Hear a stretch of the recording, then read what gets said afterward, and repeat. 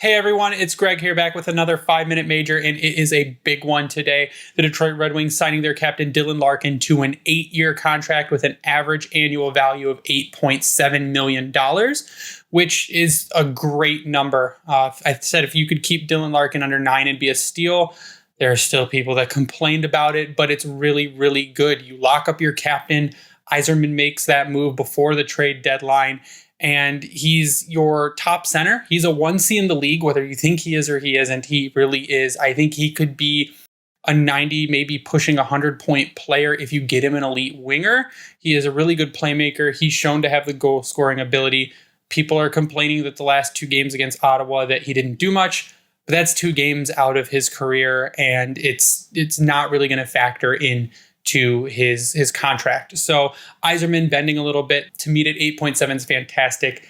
It gets more than the Bo Horvat deal. Larkin is a better center than Bo Horvat. He is better defensively, and he has the offensive skill there as well. So Larkin locked up 8 years at $8.7 million per, and I think it's only going to get better from here. One of the reasons I thought that he locked Larkin up before the trade deadline was that maybe he was going to trade a Bertuzzi and he wanted to get that piece of work out of the way first to kind of make Larkin settle in and not any chance that he might change his mind and go to free agency. But instead, Steve Yzerman traded Filip Hronek to the Vancouver Canucks for a first-round pick, which was the Islanders' pick that they got for Bo Horvat, and a second-round pick in the 2023 draft. Now, there is a condition on that first-round pick. The condition is that it is top 12 protected. So if that pick does end up in the top 12 of the draft, it will automatically shift to an unprotected 2024 first-round pick.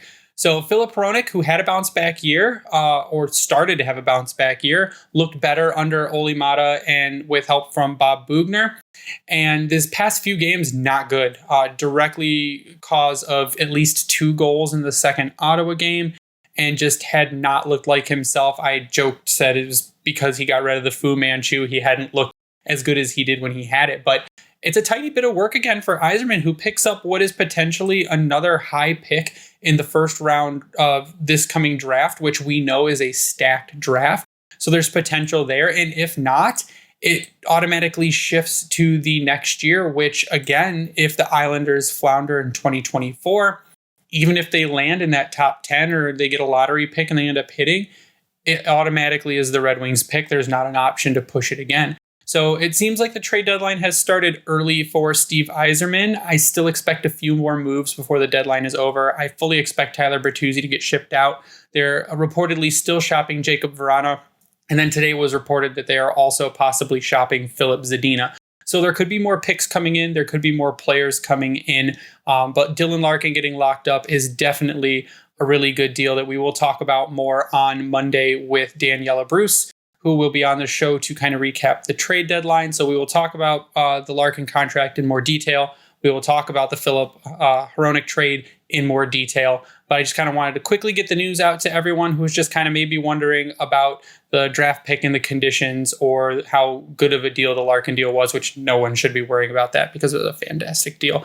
So I will be back with another 5-minute major if there are any big news breaks during that time. But until then, you can subscribe to us, like the video, turn on notifications because it is getting into crazy season. But that's going to do it for us tonight. Catch you guys later.